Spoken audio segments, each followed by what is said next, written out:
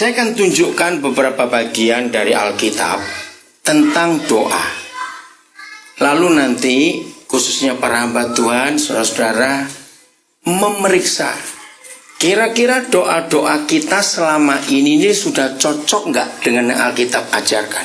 Maaf, saya berkata, karena sampai hari ini seringkali doa-doa kita itu cuma doa agamawi. Artinya doa-doa yang memang begitu semua agama itu berdoa. Tapi Alkitab tidak. Beda sekali. Saya mulai dengan doa Abraham. Ketika Yahweh Tuhan berikhtiar, istilah itu ya, untuk turun ke bawah melihat negeri yang kacau itu. Tiba-tiba di ayat 16, Kejadian 18, ada catatan yang unik. Begini firmannya, maka berpikirlah Yahweh. Berpikir ya. Kalau saudara punya Alkitab bahasa lain, ditulis, maka Tuhan bicara dalam hati. Jadi nggak ada firman. Tapi roh Tuhan menyuruh Musa untuk menulis apa yang di pikiran Tuhan. Begini Yahweh Tuhan berpikir, masa aku tidak akan memberitahukan kepada sahabatku Abraham ini apa yang akan kau lakukan untuk Sodom? Bukankah aku pernah berjanji kepada dia? Ini berpikir. Bukankah aku pernah berjanji kepada dia? Begini. Saudara, apa yang kita temukan dalam catatan itu tentang sikap Bapa kita di surga? Yang kita temukan adalah dia merasa bersalah kalau apa yang dia mau buat untuk negeri itu tanpa berunding dengan gereja Abraham. Catat hal ini. Ngerti ya?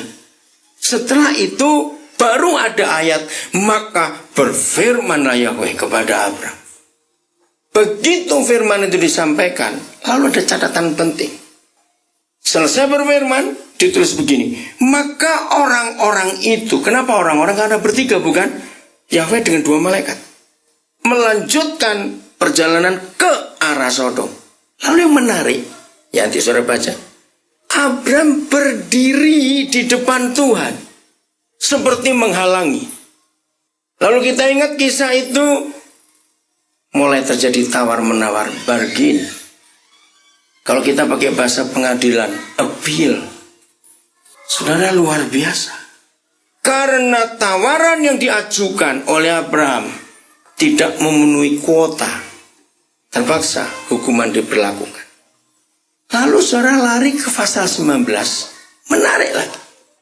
Lot dengan istri dan 2 anaknya kan suruh lari. Lalu Lot berkata gini pada 2 malaikat itu. Rasanya nggak mungkin kami akan sampai ke gunung itu. Ingat itu, ini penting. Nah sekarang gereja Lot. Jadi saya kalau mempelajari perjanjian lama, saya sebut itu gereja. Ada gereja Musa, gereja Abraham, gereja Yusuf, gereja Daud, gereja Daniel, gereja Yesaya. Karena memang mereka gereja, betul tidak? Orang-orang yang dipanggil oleh Tuhan.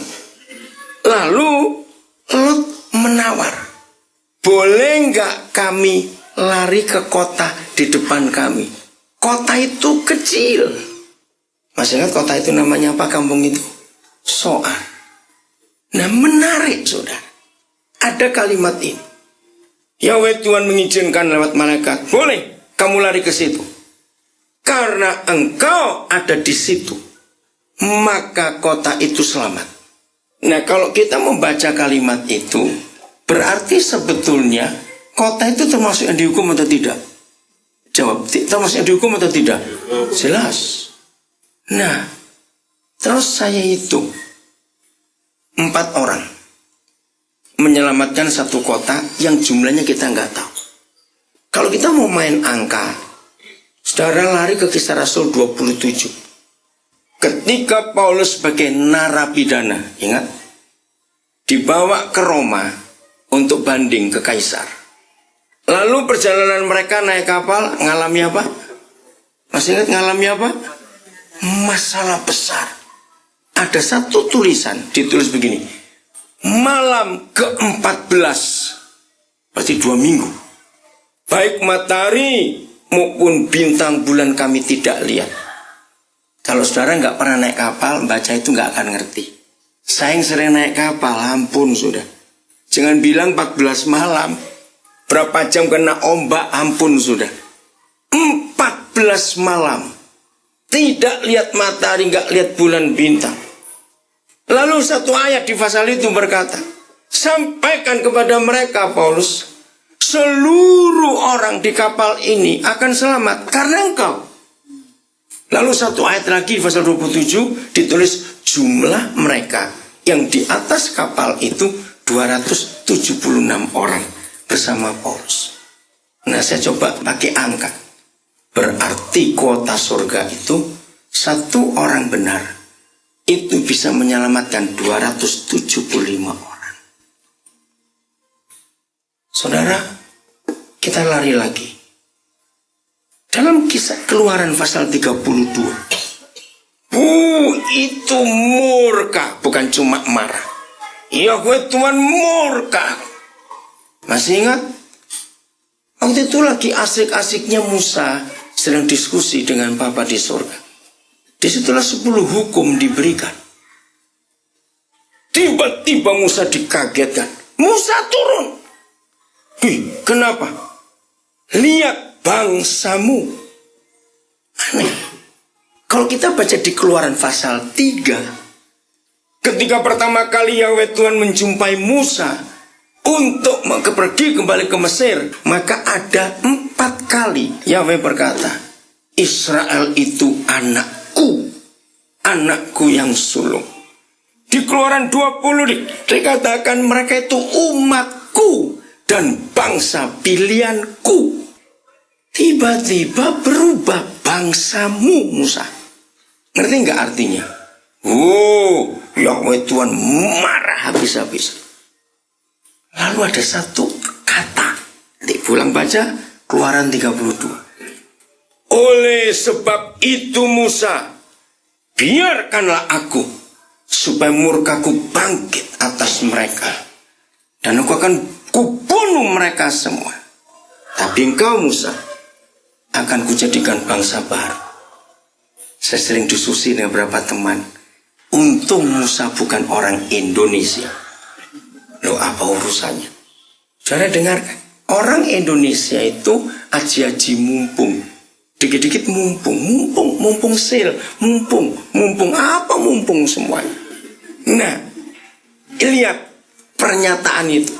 Oleh sebab itu Musa, biarkanlah aku. Saya kaget pertama kali mempelajari. Itu Musa doa loh saudara. Jadi waktu Abraham menawar bargain tentang Sodom, itu doa. Paulus menyelamatkan sekelompok orang di kapal itu, dia lagi doa. Jadi doa itu bukan sekedar melontarkan kata-kata ke udara. Terus begitu kita amin, kita terus nunggu. Tuhan kerja nggak ya? Tuhan kerja nggak ya? Nggak kerja awas nanti ya. Kan gitu logikanya kalau kita doa. Cuma pintar merintah Tuhan, tapi kita nggak kerja. Apa arti kata kalimat itu? Oleh sebab itu Musa, biarkanlah aku untuk murkaku bangkit terhadap bangsa yang kurang ajar. Kaget.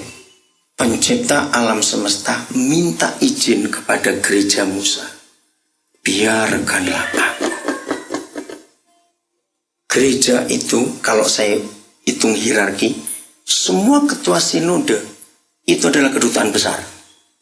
Dan semua ketua wilayah atau daerah itu adalah konsul jenderal. Ngerti nggak maksudnya itu? Jadi seperti orang Australia atau bangsa apa saja yang tinggal di Victoria, kalau mereka perlu tahu Indonesia, nggak perlu ke Jakarta, nggak perlu ke Canberra. Ada konsulat jenderalnya di Melbourne. Seperti itu bangsa-bangsa di dunia. Kalau ingin tahu surga nggak perlu mati dulu. Ada perwakilannya di dunia. Itulah kita. Musa diberi kesempatan. Biarkanlah aku Musa, supaya murkaku bangkit atas mereka dan aku binasakan mereka semua. Lalu aku buat bangsa baru. Nah itu yang saya katakan. Untung Musa bukan orang Indonesia. Kalau orang Indonesia, jadilah kehendakmu Tuhan. Mati semua mereka, maka lahir bangsa baru Musael, bukan Israel. Lah keturunan Musa kan Musael. Tapi lihat ayat berikut, ditulis Musa bangkit dan menasehati Tuhan. Gila gak ayat itu? Dia memberikan hukum. Oh, menarik, saudara. Kalau saudara punya bahasa Inggris, satu kata. Repent, oh God. Repent. Loh, kok gak sadar tahu arti kata itu? Tuhan suruh bertobat oleh Musa. Repent, oh God. Luar biasa. Lalu ayat 12 berkata, maka menyesallah Yahweh atas malapetaka yang sudah dirancangkan. Berubah. Ketika Nehemia dapat kabar dari sepupu-sepupunya, masih ingat kisah Nehemia? Dia tanya, bagaimana kabar keluarga kita? Aduh, hancur. Tembok roboh, bait suci hancur. Ditulis di pasal 1, Nehemia berdoa, puasa, tapi enggak tunggu Tuhan kerja apa, tidak. Raja digerakkan hatinya untuk menanya, kenapa mukamu sedih? Nehemia enggak cuma doa, dia berangkat. Amin. Dikumpulkan orang dan dia bangun tembok. Ketika Ezra imam itu dapat tugas dari Artasasta untuk pulang, bawa semua imam-imam pulang, dibekali dengan semua, maka dia enggak cuma berdoa supaya kemuliaan Tuhan kembali ke Yerusalem, tapi dia bangun. Ibu bapak saudara-saudara, jadi kesimpulannya doa buat orang Kristen itu beda dengan doa di agama apa saja. Sebab doa buat kita itu kerjasama dengan Tuhan. Dan Tuhan kerjasama dengan kita. Jadi kita nggak cuma melontarkan kata-kata ke udara. Di antara semua doa tadi, doa untuk bangsa kita yang tertahan karena nelayan atau karena awak kapal yang bawa pengungsi itu. Harusnya setelah ini kita cari data. Berapa orang mereka itu? Ada advokasinya tidak? Kalau perlu pengacara kita urus. Lalu kita data keluarga mereka ditinggal. Istri anak-anaknya bagaimana? Itu doa. Kerjasama kita dengan dia dan dia dengan kita. Kalau saudara punya Alkitab boleh dibuka. Amos 3 ayat 7. Jelas dikatakan begini. Sungguh. Nah, di Alkitab saya pernah hitung nggak sampai 20 ayat dari sekian ribu ayat. Ketika Yahweh berfirman, selalu dengan mulai kata sungguh. Itu nggak sampai 20 ayat. Dan buat saya, semua firman yang ada kata sungguh saya beri perhatian khusus. Karena itu permintaan. Sungguh. Sungguh, Yahweh Tuhan tidak akan berbuat sesuatu sebelum dia menyatakan keputusannya kepada gerejanya, kepada hamba-hambanya. Apa arti firman itu? Ternyata Papa kita itu sangat sopan, katakan amin. Kalau gerejanya tidak bisa diajak berunding dan berbicara, maka dia nggak buat apa-apa, dia diam. Sungguh, Yahweh Tuhan tidak akan berbuat sesuatu kalau gerejanya sebagai teman sekerjanya ini nggak mau ngerti hati. Lalu 1 Yohanes 5 ayat yang ke-14. Ya, ditulis begini. Sebab inilah keberanian percaya kita kepadanya. Dia akan menjawab doa-doa kita yang kita minta kepadanya sesuai dengan kehendak. Berarti sebelum semua kita berdoa, kita harus tahu dulu kehendaknya apa. Baru kita berdoa. Maka itu banyak kita kecewa doa nggak dijawab karena kita asal, maaf bahasa Jawa, asal jeplak cangkeme, atau asal buka mulut saja. Tapi kita nggak ngerti yang kita minta itu apa. Jadi cari dulu kehendaknya untuk apa yang kita mau doakan. Baru kita akan sejalan dengan dia. Jadi kita nggak cuma melontarkan kata-kata ke udara. Contoh-contoh kecil. Anak-anak kita kebiasaan. Minta sepeda. Ayo doa dulu. Nah, akhirnya di benak anak kita, Tuhan nggak beda dengan lampu Aladin. Asal doa digosok terus jadi. Itu salah. harusnya oke, kamu doakan papa supaya pekerjaan papa diberkati Tuhan. Kalau dapat duit ya papa beli. Ngerti nggak? Jadi kalau doa agama ya begitu itu. Asal minta, asal minta. Tapi tentu perlu yang kita itu kerjasama, sudah. Saya akan akhiri dengan konsep ini. Saya itu sejak tahun 98, maaf ya. Sejak 98 bulan Mei. Saya tuh nggak bisa lagi doa untuk pemerintah Indonesia. Ternyata doa kita salah selama ini. Salahnya di mana? Dengar baik-baik. Saya akan ngomong dulu. Ada 3 bangsa di dunia ini yang merdekanya sama. Merdekanya di bulan yang sama, di tahun yang sama. Ayo, belajar pengetahuan umum. Bangsa mana? India, Singapura bukan? Bulannya sama, tahunnya tidak. Ya, Singapura baru 9 Agustus kemarin, 47 tahun. Ini yang saya katakan tahun sama, bulan sama. Ayo, pengetahuan umum. Oke, supaya cepat pulang. Jerman. Oh, Jepang dulu. Jepang bertobat jadi negara baru setelah bom atom kedua turun. Karena berapa? 7 atau 9 atau 8 Agustus? 6. Itu yang pertama. Yang kedua? 8. Oke. Indonesia 17. Jerman 29 kalau tidak salah. Waktu Hitler bunuh diri itu. Itu kan tahun 45 semua. Oke. Saya akan tunjukkan 4 fakta. Ini yang perlu kita pikirkan. 4 fakta dari 3 negara ini. Fakta pertama. Dari 3 negara ini mana yang kalah perang, mana yang menang perang? Cepat. Indonesia menang. Jerman kalah, Jepang kalah. Jepang porak-poranda, Jerman pun porak-poranda. Kedua. Oke, sebelumnya. Kalau negara menang perang dapat pampasan bukan? Maka itu Soekarno bisa bangun Hotel Indonesia dan Sarina. Itu dari Jepang pampasan perang uangnya itu. Jerman harus bayar ke sekian puluh negara. Jepang pun harus bayar ke semua negara Asia yang dihancurkan. Sudah kalah bayar lagi. Indonesia dapat. 2. Jumlah penduduk waktu itu, walaupun Jerman terpisah 2, Jerman Barat, walaupun Indonesia masih Papua nggak masuk. Mana lebih besar 3 negara ini? Coba jawab, mana lebih besar jumlah penduduknya? Jelas Indonesia. Nomor 3. Kekayaan alam, sumber daya alam dari 3 negara ini, mana yang paling besar? Jelas Indonesia. Nomor 4. Luas wilayah. Saudara sedih nggak?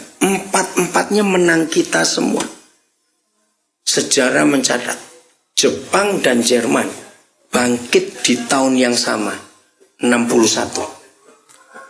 Hanya 6 tahun mereka bangkit sampai hari ini. Indonesia yang menang segala-galanya nggak bangkit-bangkit sampai hari ini. Loh serius, ini menyedihkan. Terima kasih Pak Kuncoro, doanya berani tadi. Harus. Selama kita berdoa untuk minta berkat buat pemerintah Indonesia, berarti kita meminta berkat untuk para perampok yang memimpin negeri itu. Itu doa yang salah. Doa kita harusnya bilang, hukum perampok-perampok itu dan cepat turunkan Tuhan. Kok nggak ada yang berani amin? Takut. Serius. Bangsa kita belum merdeka. Amin kan? Gak usah takut. Maka itu tadi ngomong merdeka, saya nggak ngomong merdeka apaan. Munafik kalau kita berkata kita merdeka. Bangsa kita memang merdeka dari penjajah asing.